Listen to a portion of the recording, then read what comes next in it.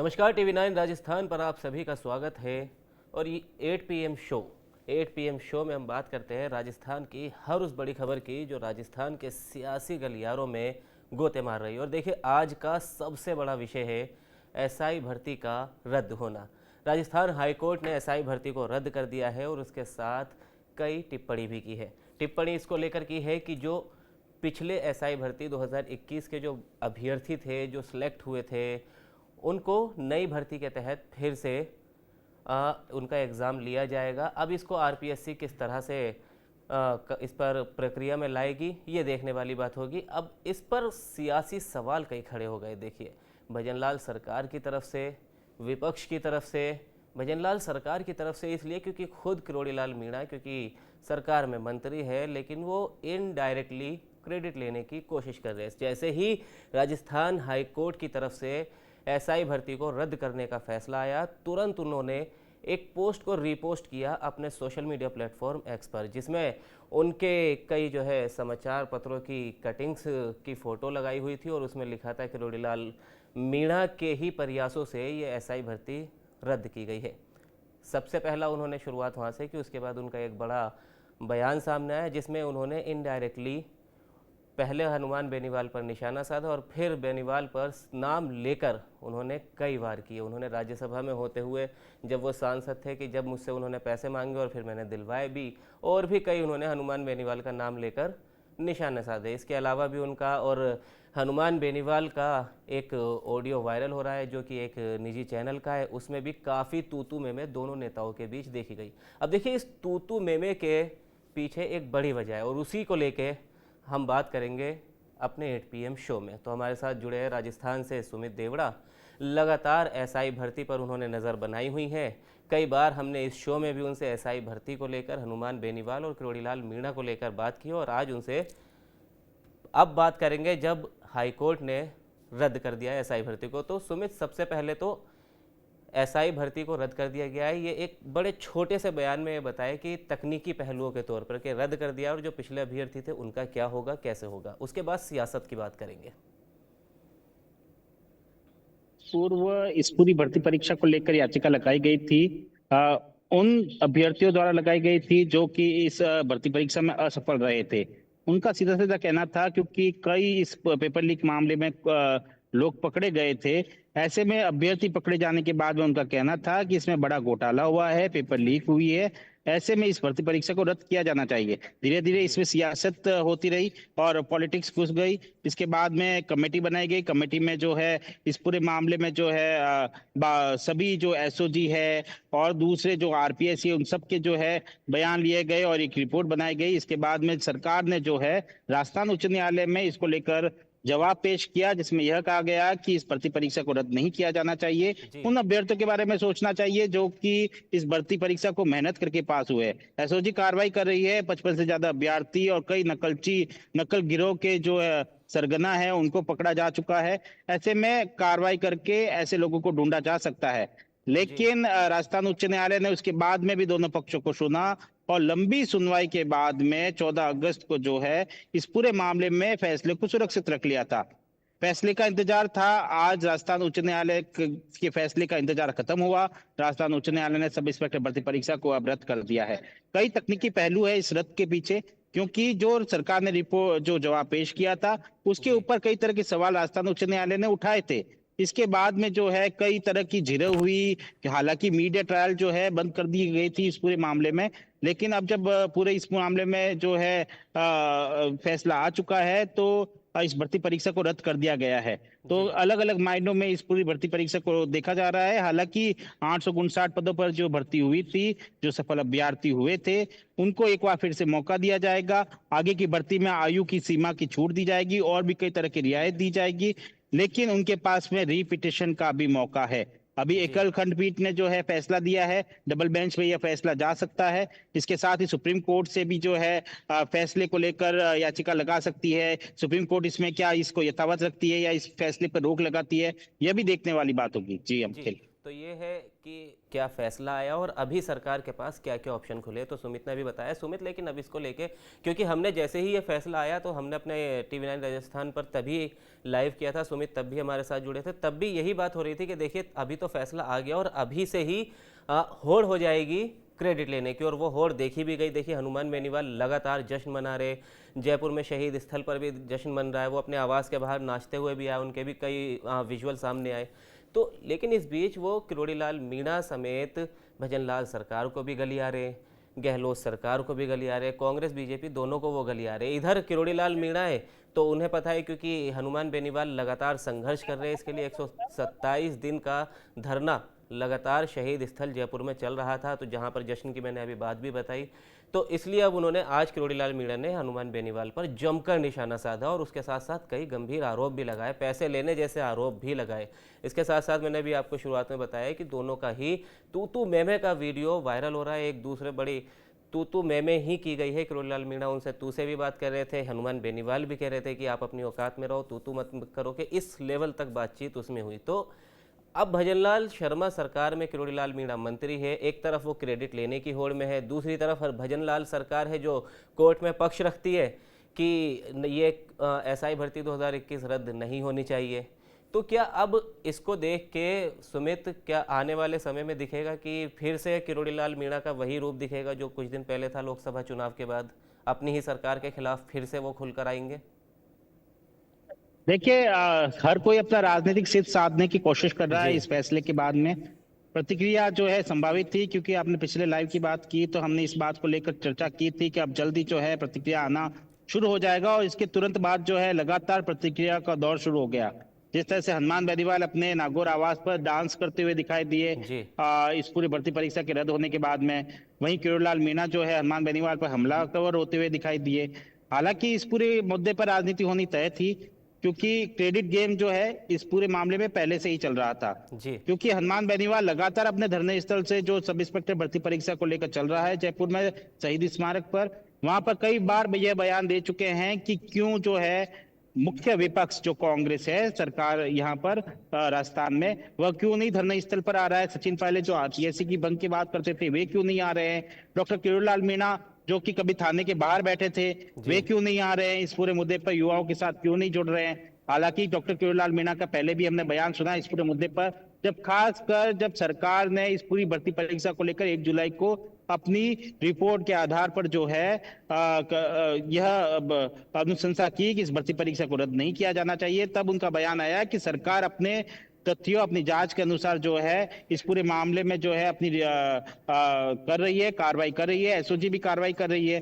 हालांकि जी इसको इस बात से जोड़कर देखा गया कि किरोड़ीलाल मीणा जो है अपने बयान से पलट रहे हैं। हालांकि अगर सब इंस्पेक्टर भर्ती परीक्षा की बात करें तो इसमें किसी भी राजनीतिक पार्टी का कोई क्रेडिट नहीं है रद्द होने में। देखिए, राजस्थान जी उच्च न्यायालय ने तथ्यों के आधार पर जो है रद्द की है। हालांकि क्रेडिट कोई भी लेना चाहे, क्योंकि हनुमान बेनीवाल जो है इस पूरे मुद्दे पर 100 दिन से ज्यादा धरने पर बैठे हैं अपने युवा साथियों के साथ में, तो इसलिए कहीं ना कहीं इस बात को लेकर अगर पॉलिटिक्स क्रेडिट की बात आ भी जाए तो सबसे ज्यादा उनको देने की बात की जा रही है, और यही कारण है कि वे जो है डांस करते हुए भी दिखाई दे रहे हैं। और दूसरी तरफ जो है हनुमान बेनीवाल और किरोड़ीलाल मीणा का जो ऑडियो वायरल हो रहा है एक निजी जी चैनल में, किस तरह से तो खींचतान सब इंस्पेक्टर भर्ती परीक्षा, देखिए एक तरह से दोषीकरण शुरू हो चुका है।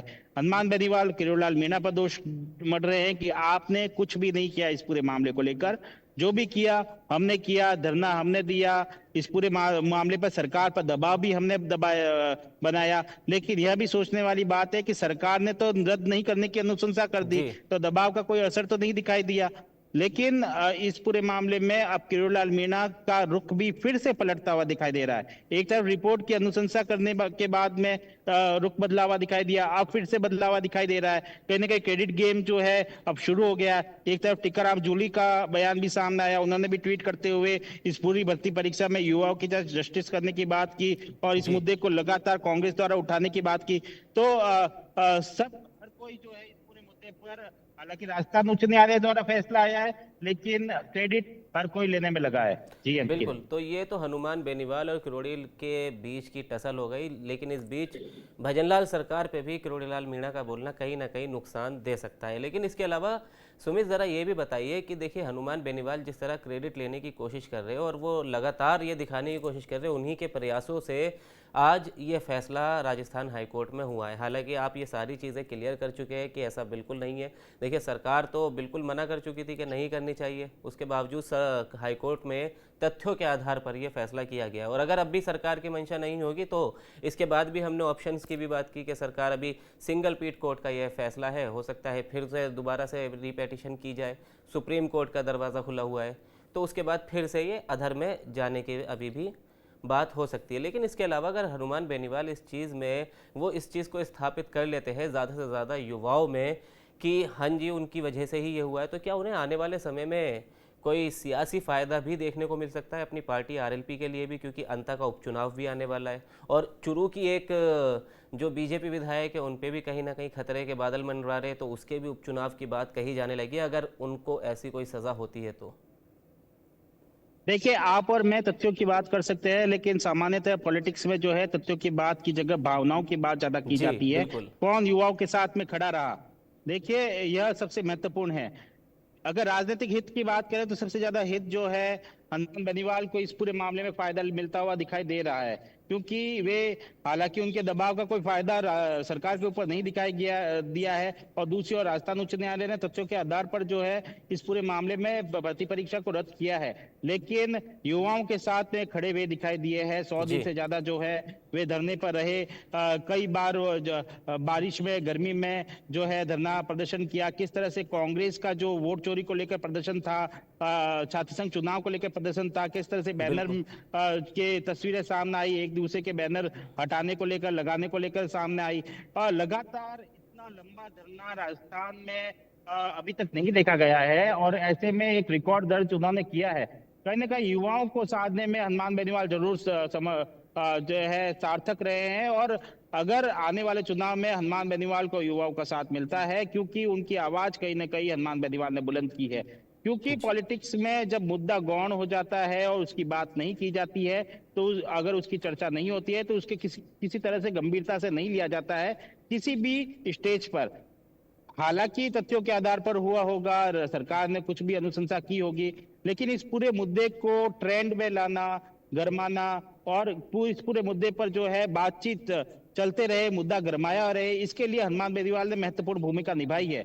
और राजस्थान की पॉलिटिक्स में देखिए, राजस्थान से बाहर भी हम कहीं बात करते हैं तो सब इंस्पेक्टर भर्ती परीक्षा की कोई ना कोई बात कर ही लेता है कि आपके यहाँ पे सबसे ज्वलंत मुद्दा जो है राजस्थान में सब इंस्पेक्टर भर्ती परीक्षा का है। बिल्कुल। ऐसे में कहीं ना कहीं हनुमान बेनीवाल ने इस मुद्दे को राष्ट्रीय मुद्दा बनाने में सफल रहे हैं, और इसका आने वाले समय में हनुमान बेनीवाल को सीधा फायदा मिलता हुआ दिखाई दे रहा है। लेकिन डॉक्टर किरोड़ीलाल मीणा की बात करें तो हो सकता है कि जिस तरह से उनके रुख बदलते हुए दिखाई दिए हैं, ऐसे में जो है कुछ न कुछ जो है उनके लिए कहीं ना कहीं उनकी हाशिए पे जो है चीज इस पूरे मुद्दे पर देखने को मिली है डॉक्टर किरोड़ीलाल मीणा की। जी जी सुमित, एक आखिरी सवाल अब कांग्रेस को लेकर रहेगा। देखिए एसआई भर्ती रद्द के बाद जो ये सियासी ग्राउंड है और इसमें सिर्फ दो ही प्लेयर नजर आ रहे हैं, या तो बीजेपी की तरफ से किरोड़ीलाल मीणा या फिर आरएलपी के हनुमान बेनीवाल। कांग्रेस के जूली ने एक पोस्ट किया, बयान दिया, डोटासरा ने एक पोस्ट किया, बयान किया, लेकिन जब उस वक्त मुख्यमंत्री थे अशोक गहलोत, उनका अभी तक कोई ऐसा बयान सामने नहीं आया, ना ही उनका कोई पोस्ट सामने आया। सचिन पायलट जिन्होंने अपनी ही सरकार में रहते हुए किरोड़ीलाल की तरह आवाज़ भी उठाई थी और आरपीएससी के पुनर्गठन को भी मांग की थी, और हाईकोर्ट ने अपने आदेश में निर्देश में ये साफ साफ हाँ आरपीएससी की कार्यशैली पर भी सवाल उठाए हैं। तो सचिन पायलट आज दिल्ली बिहार के दौरे पर है, लेकिन एक पोस्ट तो किया जा सकता था। जब तक अभी जब हम रिकॉर्ड कर रहे हैं अभी तक उनका ऐसा कुछ कोई बयान सामने नहीं आया है। तो क्या कांग्रेस इसमें पिछड़ने वाली है? इस मुद्दे को पूरी तरह क्या भुना नहीं रही है कांग्रेस? देखिए, जब सरकार ने इस पूरे मुद्दे पर यह अनुशंसा की थी कि इस जो भर्ती परीक्षा को रद्द नहीं किया जाना था, तब इसको लेकर इस बात के ज्यादा कयास लगाए जा रहे थे और संभावना ज्यादा जताई जा रही थी कि हो सकता है कि एसओजी को यह निर्देश दिया जाए कि वे और अच्छी कार्रवाई करे और लोगों को जी पकड़ा जाए। लेकिन सब इंस्पेक्टर भर्ती परीक्षा के रद्द होने का जो ग्राउंड था वह कहीं ना कहीं कमजोर होता हुआ दिखाई दे रहा था। हालांकि अब जो है भर्ती परीक्षा रद्द हो गई है, आगे क्या कुछ होगा यह तो आने वाला समय बताएगा। लेकिन कांग्रेस इस पूरे मामले में कहीं ना कहीं क्रेडिट गेम में उलझ गई है, क्योंकि हनुमान बेनीवाल शुरू से इस धरने को जिस तरह से लीड कर रहे हैं, कहीं ना कहीं कांग्रेस यह जानती है कि अगर ये प्रमुखता से इस मुद्दे को उठाते हैं, धरना प्रदर्शन करते हैं, तो कहीं ना कहीं क्रेडिट जो है हनुमान बेनीवाल ले जाएंगे और उनके नेतृत्व में ये पूरा धरना, क्योंकि पहले से ही कांग्रेस और हनुमान बेनीवाल इंडिया गठबंधन का हिस्सा है। जी ऐसे में कहीं ना कहीं जो है क्रेडिट हनुमान बेनीवाल को ना चला जाए, इसीलिए कांग्रेस इससे बचती हुई दिखाई दे रही है। दूसरी तरफ अगर पूर्व मुख्यमंत्री अशोक गहलोत की बात करूं, हालांकि गोविंद सिंह डोटासरा का बयान आया है, टीकाराम जूली का बयान आया है, लेकिन जी पूर्व मुख्यमंत्री अशोक गहलोत का कोई बयान नहीं देखने को मिला है, क्योंकि अशोक गहलोत से पहले भी इस पूरे मुद्दे पर पूछा जा चुका है। कई बार मीडिया में वे अपना वक्तव्य दे चुके हैं, उसमें यह भी कहा है कि इस पूरी भर्ती परीक्षा में एसओजी द्वारा कार्रवाई की जा रही है, राजस्थान उच्च न्यायालय में यह पूरा फैसला है।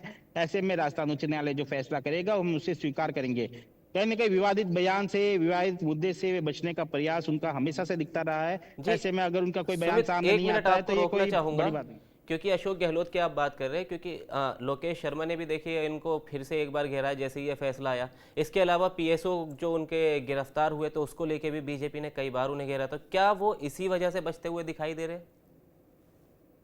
देखिए, जब पीएसओ गिरफ्तार हुए थे तो उन्होंने तो यह तक कहा था कि मुझे इसकी जानकारी नहीं है, अगर कोई जी दोषी है तो उसके ऊपर कार्रवाई होनी चाहिए। लेकिन हालांकि पॉलिटिक्स में जो है किसी पीएसओ के या किसी ओएसडी के बयान के पीछे अशोक गहलोत अपना बयान नहीं दे, इसमें कोई बड़ा जो है बात नहीं दिखती कि ऐसा कुछ हो सकता है। लेकिन अशोक गहलोत शुरू से इस मुद्दे पर कहीं ना कहीं बैलेंस बयान देते हुए दिखाई दिए है। मुख्य बात यह है कि सचिन पायलट ने इसको लेकर बयान नहीं दिया है, क्योंकि पूर्ववर्ती गहलोत सरकार के समय ही उन्होंने पेपर लीक को लेकर रैली निकाली थी और आरपीएससी भंग करने की बात की थी। हाल ही में जब पत्रकारों द्वारा कई बार इस पूरे मुद्दे पर वक्तव्य लिया गया, जी उनका सवाल पूछे गए, तो उन्होंने बार बार आरपीएससी भंग करने की बात कही, रद्द करने की भी बात कही है कई मुद्दों पर। तो ऐसे में उनका बयान आना चाहिए था, क्योंकि वे बिहार के दौरे पर है। लेकिन यह कोई बहाना नहीं हो सकता कि क्योंकि सोशल मीडिया पर कहीं से भी एक्टिव किया हो सकते जी, हैं, एक पोस्ट तो तो किया ही जा ऐसे में सकता था। उनका बयान, एक पोस्ट तो किया ही जा सकता जी था।